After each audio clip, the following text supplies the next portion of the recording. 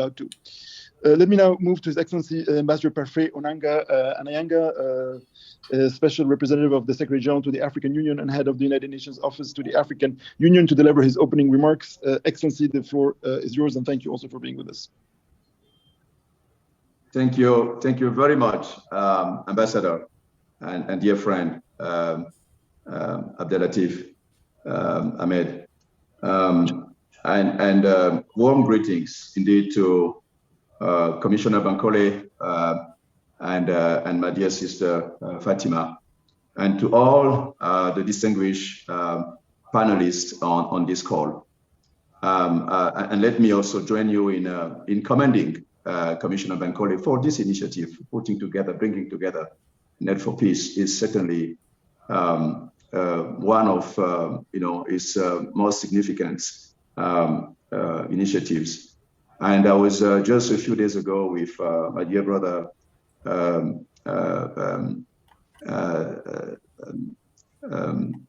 Derso, the head of Amani Africa. And I was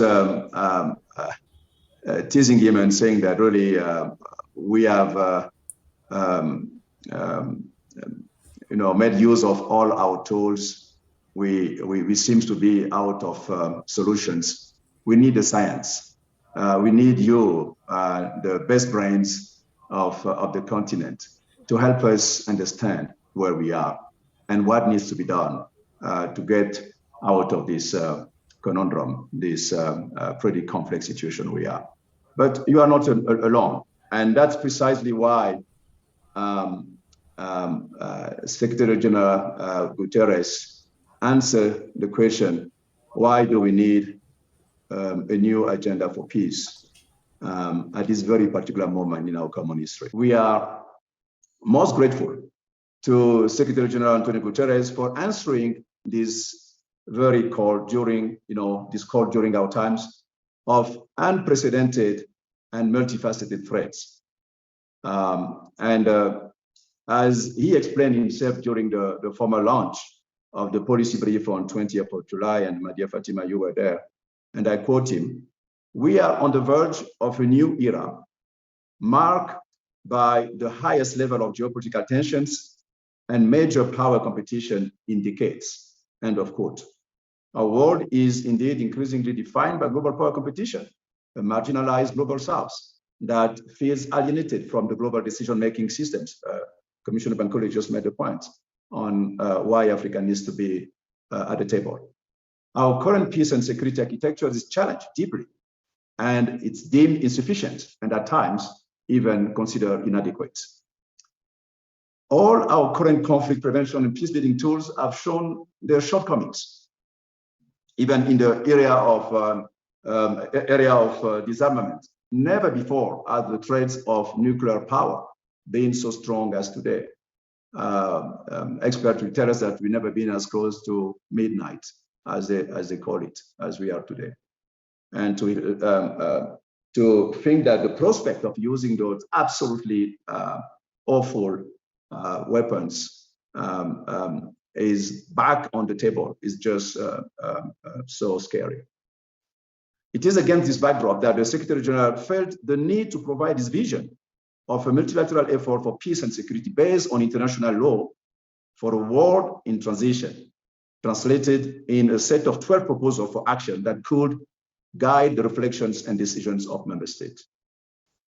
The picture I've just painted of the current state of the world would justify an overall reflection of the global system and peace architecture, but also a reflection on the role of the African Union could and should play, especially in light of challenges encountered on the continent.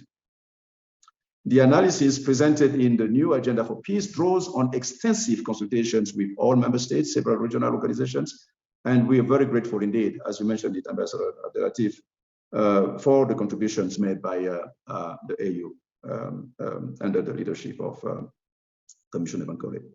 The document has sought to distill as many perspectives as possible on current peace and security challenges, offer a shared understanding of how to overcome them, and propose actions for member states.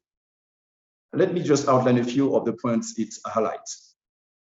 The policy brief refers explicitly to the end of the post-Cold War era and the emergence of multipolar order. It highlights how member states from the global south have a deep sense of alienation due to the unmade promises of multilateral system and their continued inability to participate in decision-making on equal footing with others.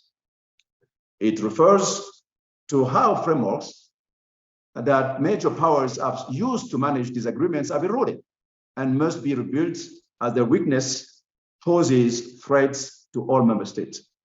It calls for diplomacy to be prioritized, not just among those who think alike, but particularly between those who disagree.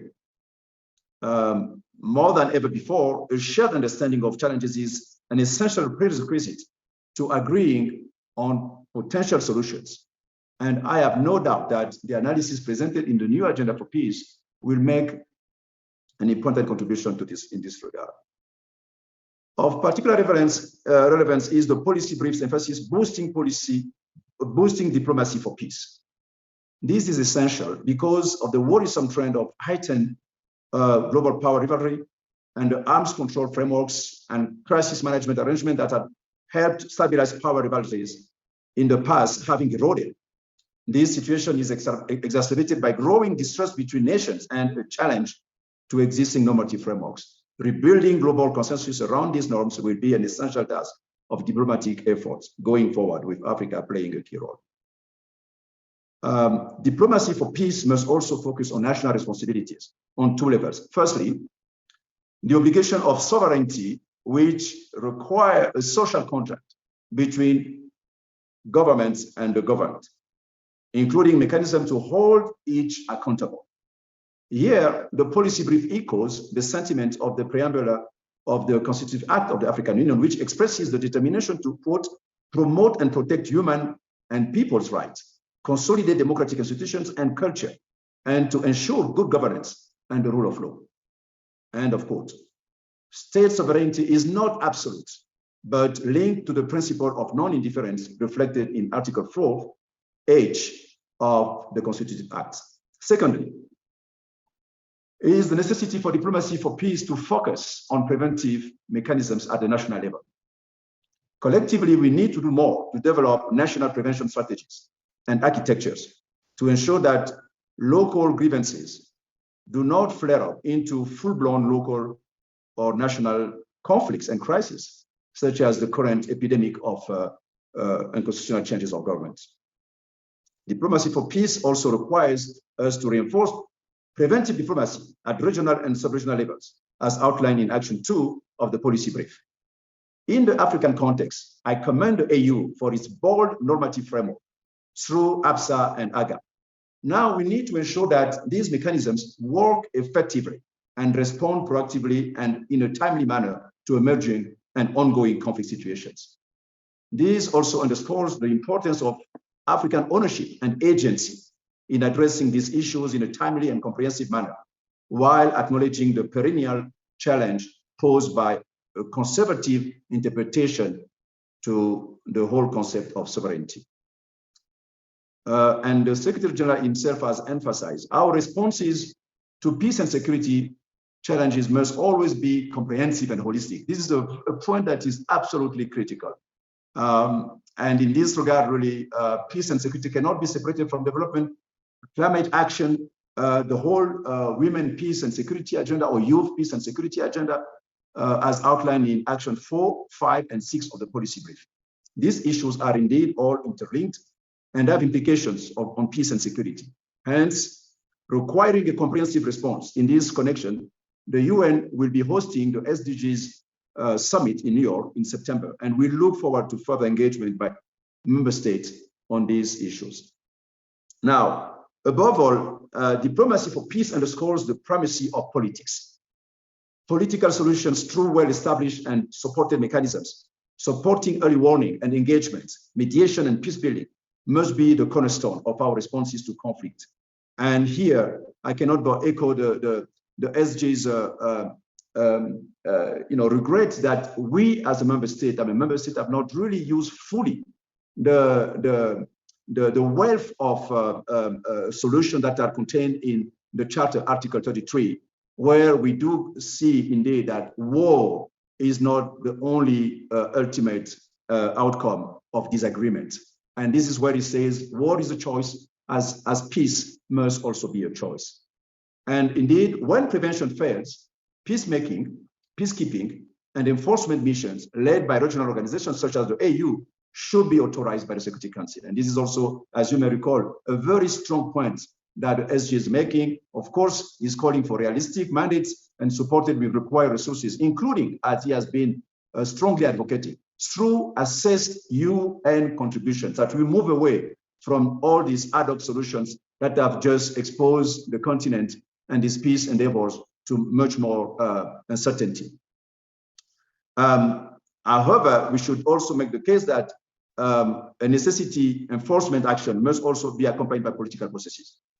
My dear brother, Ambassador Abdelatif, I will just, in closing, strongly encourage really NETT4Peace and African institutions, academic, governmental, and non-governmental organizations to engage with the content of the new agenda for peace and use the preparatory process that is taking place in New York towards the summit of the future to push for African priorities to be appropriately reflected in the multilateral system and the international order that is taking shape under our watch. And I thank you for the opportunity.